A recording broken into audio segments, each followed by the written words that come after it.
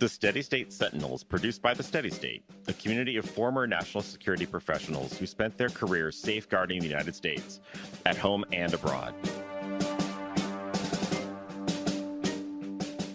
Today, we continue that mission by staying true to our oaths to defend the Constitution, uphold our democracy, and protect our nation's security. Join our expert hosts as they interview field-tested guests whose unique experiences shed light on the crises and challenges facing our nation.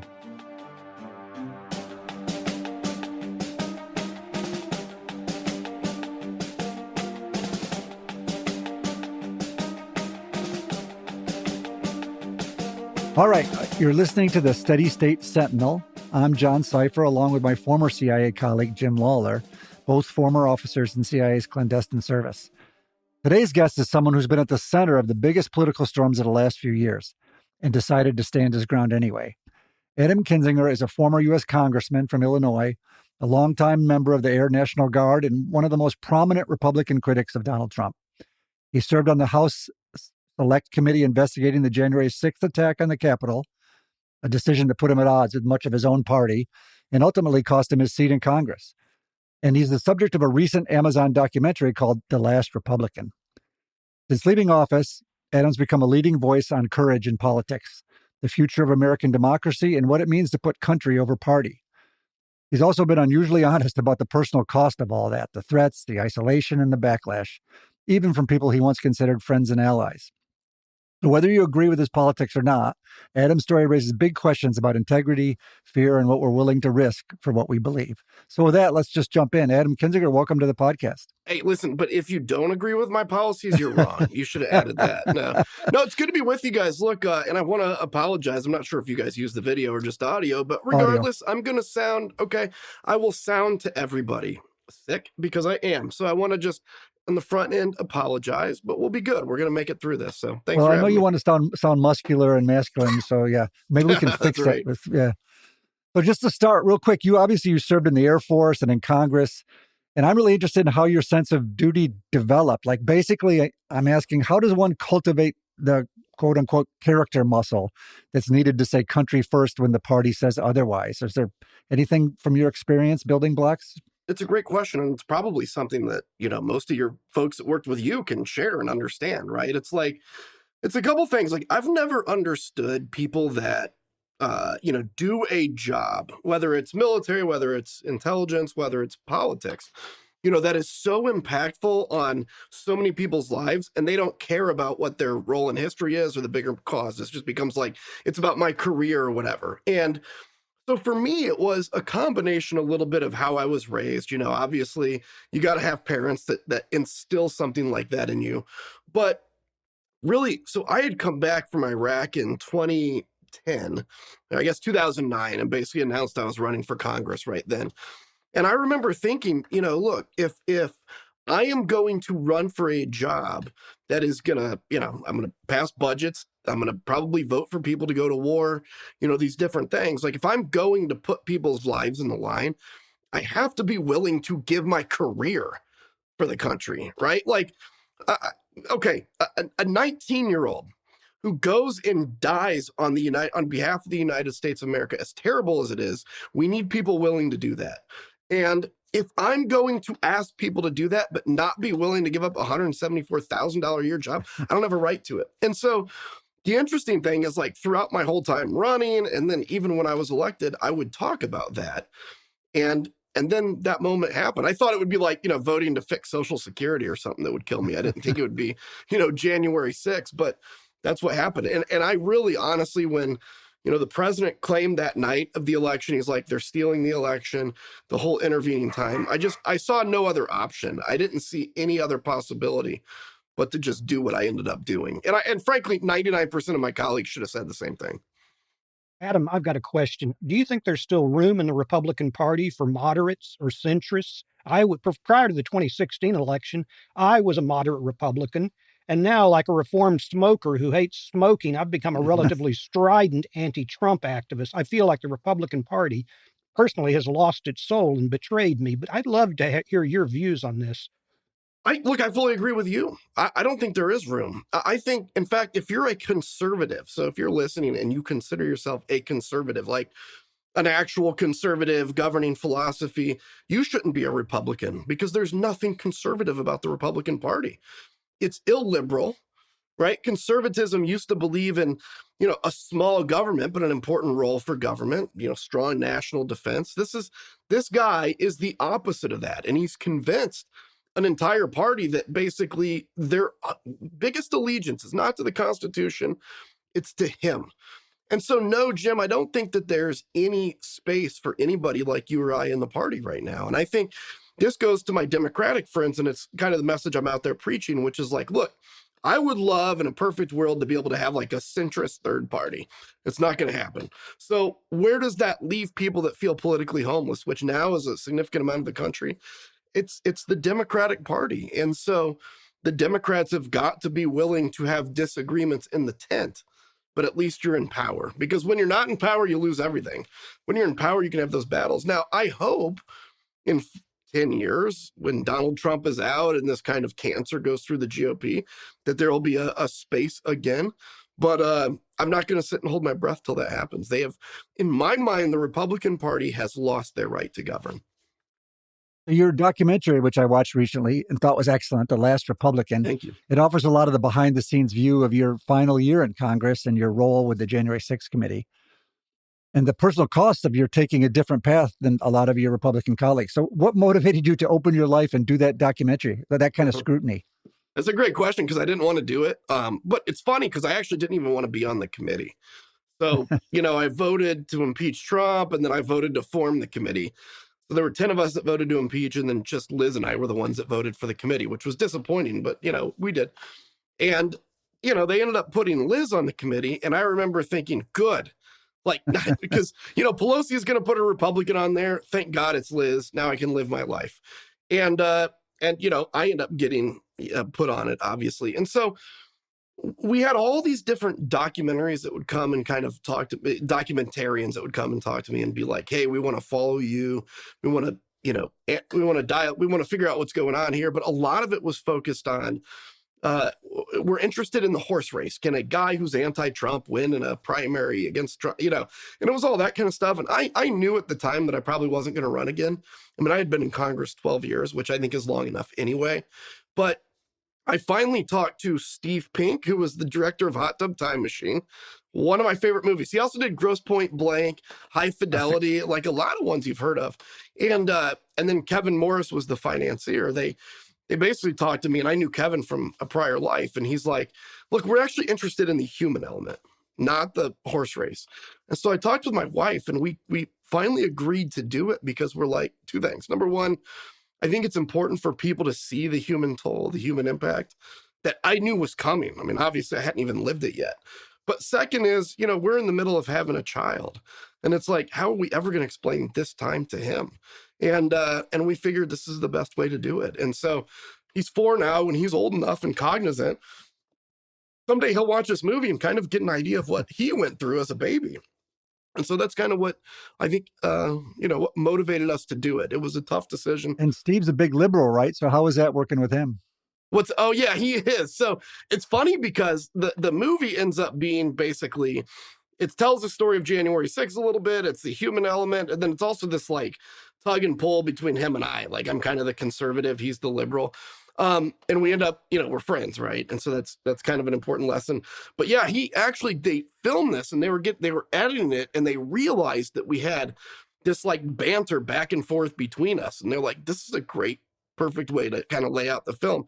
And so it's funny. I actually would say he learned a ton through doing this, because he's like, I learned that a conservative, or at least a centrist, I can get along with him. So I have changed his life for the better, I'm proud to say. For you. Adam, I'm interested in whether you can identify any current Republican political candidates or office holders who share your moral courage and values, your conservative values. I mean, do you see any on the horizon or in place now? No. If you'd asked me, I'd say between, 17 and maybe 21 or 22, I probably could have found a few Republicans that are standing tall, right? You think of like Brad Raffensperger, I guess I'll say Brad Raffensperger is actually an example. The Secretary of State of Georgia stood up against Trump, still got reelected, running for governor now. He's actually running against another friend of mine who I'm very supportive of, Jeff Duncan, who was the lieutenant governor Republican, now running as a Democrat for the same reason we discussed. He just recognizes there's no home in the GOP. But no, I wish I could say here's a huge litany of people that represent the kind of values we need, but they've all been drummed out. I mean, they've either decided not to run again, they've lost their primary. Donald Trump has been in our life for 10 years. 10 years. And you cannot survive, this cult that demands 100% loyalty for 10 years with your morals intact. And you guys know this as intel people, which is like, you understand better than I do, or maybe as good as politicians do, because we have an innate understanding of people. You understand that people can convince themselves that anything they do is right. Right? I mean, why is it in 1936 you wouldn't have recruited anybody in Nazi Germany to guard a tower at Auschwitz? But by the 40s, you could do it because you make little, and I'm not comparing them to Nazis here, but it's like you make little like compromises in your soul. And you, the human condition, can convince yourself that whatever you're doing is right. I mean, Al-Qaeda believes they're the holy warriors, right? They believe what they're doing is right. And so, yeah, after 10 years, these folks have convinced themselves, even against all evidence, that, yeah, Donald Trump may be a little uncouth, but he's a good dude, and he's fighting the evil people in Hollywood or whatever, and that's where we're at. It's sort of like an organized crime boss too, that makes you complicit, makes you say something it's illegal or wrong, and then you're bought and they own you, right? So, yep, 100%. Here, I have a question. So you were on the committee and you uncovered volumes of documents, interviews, debates. I thought it was really obviously well done. So here's my question. What juicy stuff did you leave out? What other stuff do you have on Trump and January 6th that you didn't bring up in the committee? I wish there was a bunch of cool stuff. A lot of it is in the report, so it may not have come up in the hearings. One of the things that I think is interesting is like the financing side of this. So we didn't, unfortunately, get enough attention to it because we kind of had to limit what we could do. But one of the things you see is how you guys, again, understanding radicalization, how the fundraising emails between the night of the election and January 6th radicalized about 30% of the GOP. So you imagine it, like every day, if you're on the, the donor list where you get the emails, you get 10 emails every day that say something along the lines of, they're stealing the election. Nancy Pelosi is this, so-and-so is that. And eventually that radicalized so many people. So that was like stuff that I wish we'd have been able to talk more about, is just like how the fundraising stuff, how the money situation is so corrosive and radicalizing. But I also think this, which is we did a lot of work. We uncovered a lot of stuff. But quite honestly, where we ended should have been where the DOJ was when we started. Right. Instead, what we saw, and I have a lot of bitterness about this, what we saw is we did our first hearing a year after, that first in the series. So a year after the committee was formed, we have our first major hearing. And only then did the DOJ go, oh my goodness, there's a lot of information here. We better go after Donald Trump. And then they appointed Jack Smith. To his credit, he did the best he could, but he was up against the clock. And so I have a lot of anger against Merrick Garland because he should have, on the day he became Attorney General, should have put a special counsel in charge. And instead he waited for us, who, by the way, we didn't have near the tools that DOJ has to get confessions or to get testimony. And yet we were able to uncover enough that I think it would have been prosecutable in court. And they started a year behind. So that bothers me. And also Congress should have, with the impeachment, should have convicted, right? So there's a political and a legal problem to this. Of course. Cowardice on both sides. And Mitch McConnell, who is now trying to write his view in history or whatever, he owns this, and Kevin McCarthy, more than Donald Trump owns his resurrection. Kevin McCarthy and Mitch McConnell. And so I guess there's three people I'm pretty angry at. Those are them. Well, it's no surprise that suddenly people who are out of office grow a backbone and start to show some courage. But other than the Civil War, Adam, do you see any parallels in our history to what the country is currently going through? I would say maybe the 30s, the 20s and 30s, because you came off of a pandemic, right? You came out of a war, World War One, and obviously the war on terror was not near as violent or bloody as World War One, but you could argue that since that was in our face every day because of new media, maybe it had the same psychological impact. The Ku Klux Klan, for God's sakes, the state over from mine in Illinois, the Ku Klux Klan was like, had 1 million members. They were marching all over Washington, D.C. It's interesting. I had in my district in Princeton, Illinois, there's this old theater and they were revitalizing it. And they showed me this ticket they found somewhere, wherever they were revitalizing it, that was at admit one to the Ku Klux Klan rally in Princeton, Illinois. And so you think of that, look, there were Madison Square Garden, the Nazi movement. So it feels like maybe that a little bit. Obviously, there are not perfect parallels, but where I get, both hopeful and concerned. The hopeful side is, look, they always say like history doesn't repeat, but it rhymes, right? So nothing, we come out of every difficult period and win. But I look at that period and say the thing that really pulled us out of that was a world war. And I don't see, right or wrong, I don't see a world war on the horizon. Are we going to get out of this self-dividing moment? And I hope that we get to a point where maybe people are just sick of the division enough. I mean, I saw earlier, Donald Trump's post about the murder of Rob Reiner, where he's like, this guy had TDS, Trump derangement syndrome, Rob Reiner. Like, what kind of horrible human being are you to think of that? And I've got to imagine that at some point, our psyche says that's wrong, but I don't know. Well, you could also cite the way he treated John McCain. Yeah. I mean, just. And that was just the beginning of his career. That's when it rocketed. Incredible. It is incredible. And you wonder if, it swings too far and it'll swing back. We can only hope. So just to go back to your film, like, have you received much feedback from people either inside the government, military, politicians, national security about how the film resonates with the values of professionalism and service? Because we still need professionals and serious people in government, if not in politics. Look, I've heard nothing but good stuff. Now, I will say, and it has very good Rotten Tomato scores, so I'll say that objectively. But I'll also say that nobody's going to call me and say, your movie sucked, right? The documentary about you was boring, and I would have said it. I would have said it. Yeah, you would have, because you're a Hollywood guy, right? But no, everybody's been very positive. And, again, what I think is good about it, and I just say this, obviously recognizing I'm the guy in it, is like, I try to be very real and show people the human toll. Look, we think back, and I'm not comparing myself to him, but I've had in my mind lately, particularly with the Vladimir Putin situation, Winston Churchill. And, Churchill, you realize, like, we read books about him and he's this amazing hero, right? Guy that drank and smoked cigars and he was awesome and he knew. But like a good portion of his life, he was the dude on the outside. He was called a warmonger. I've been called a warmonger a lot. But it was a moment when he came in. But I say all that to say, like, history is not made by people that do the popular thing. They're made by the people that feel isolated and alone. And I'm not, again, in no way am I comparing myself to him. But what I'm seeing, though, is that when you have to make a tough decision and stand alone, I think the vast majority of people get some version of a chance to do that in their life.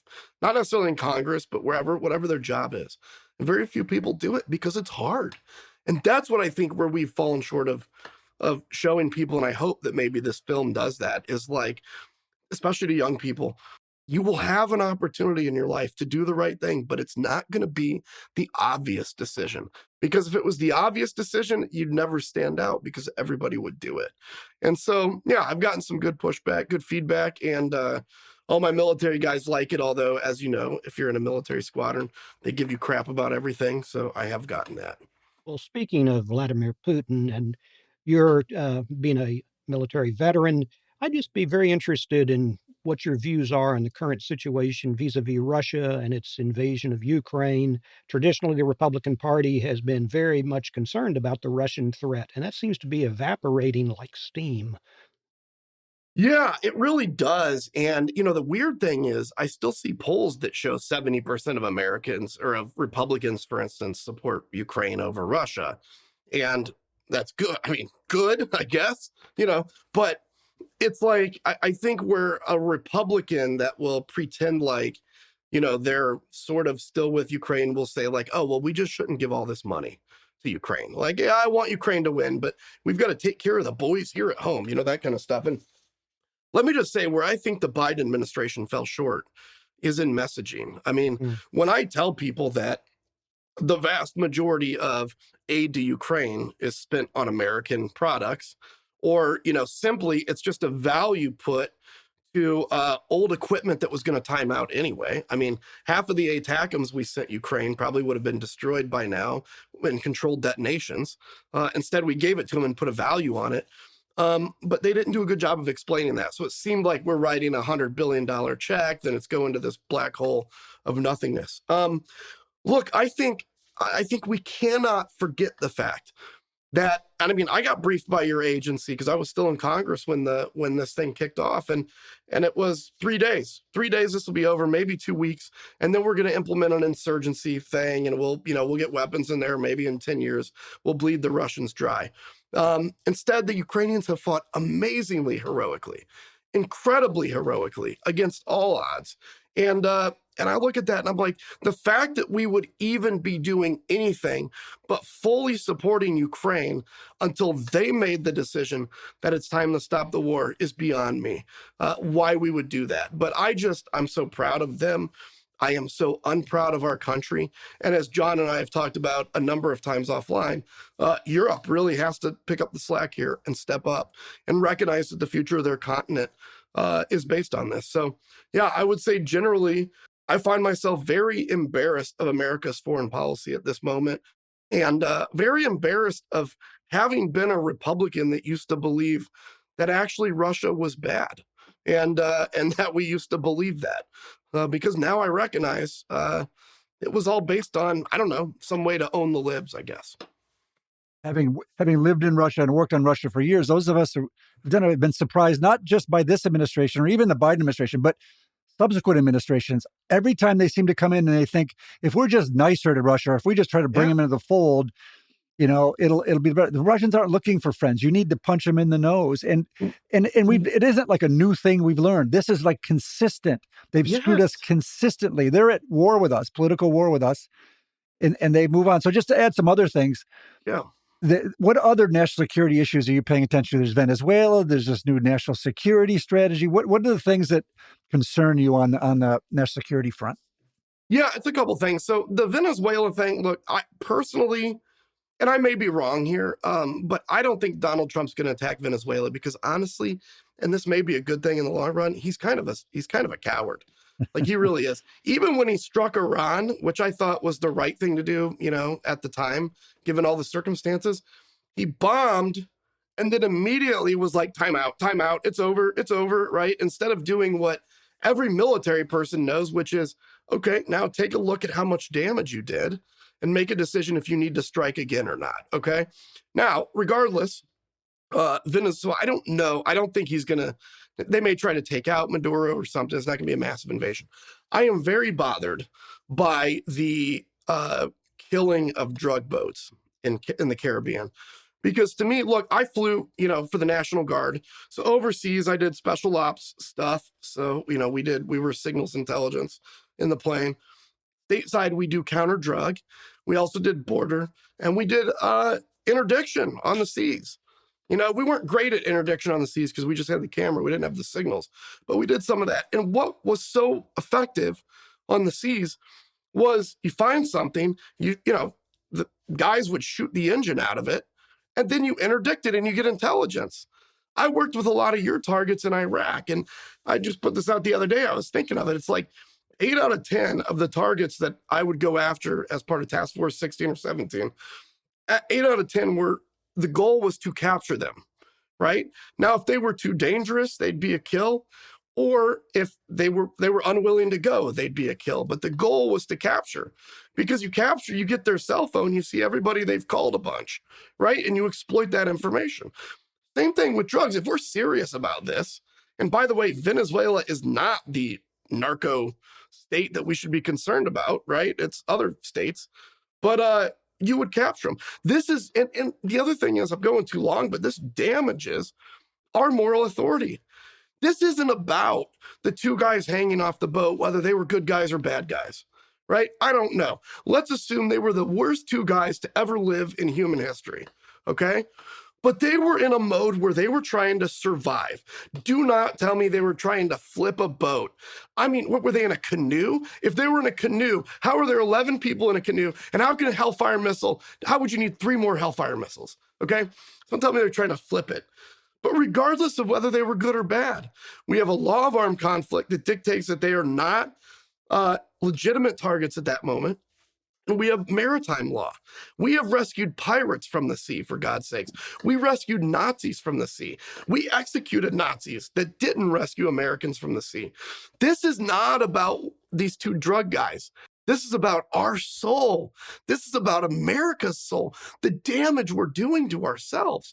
And the people pulling the trigger, I mean, probably the people that pulled the trigger is some 25-year-old kid that is gung-ho about serving his country, that in 20 years is going to be sitting around going through his head and at 100% PTSD with the VA because he realizes he pulled the trigger on 2 people that were struggling in the water to survive. And for our own people, we have our own soldiers that, if we say it's okay to kill people who are surrendering. Yes. What message are you sending?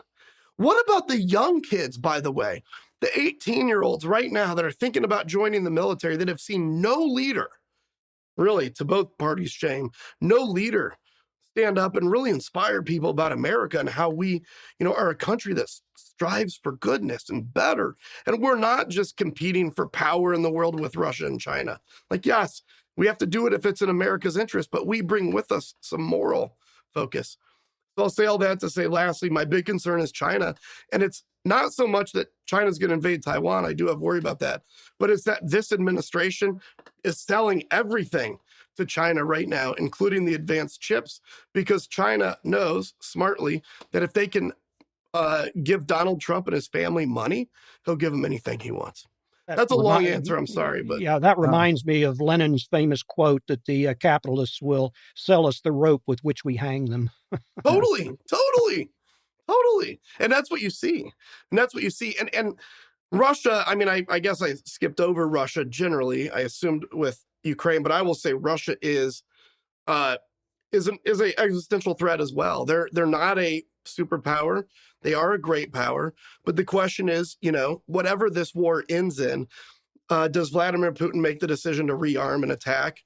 Look, if I'm him and I truly believe the United States won't defend Europe, I may see how far I can get.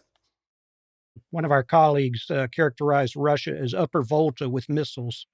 Yeah, perfect. That's perfect. I don't think Upper Volta still exists, does it? No, I don't think so either. I'm glad I'm not Russian. I know that much. Well, let me get you out of here with this. And I feel bad. I really appreciate you coming on, even though you have a bit of a cold. No, it's great. I enjoyed it. So just one quick, if you were advising someone who is running, a new member of Congress or a new national security official who's coming in, either now or in the next few years, what would you advise them based on your experience to prepare for the pressure to prioritize the country over party? Any practical things? Yeah, I think the first thing is, like, in assuming my job is not to convince you to do it, you've already decided.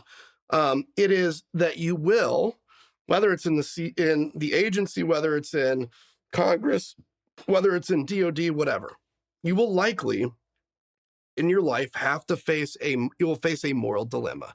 And you don't know what that's going to look like, right? I never would have imagined January 6th, right? It was so unthinkable. But I also knew that I would reach a moral dilemma.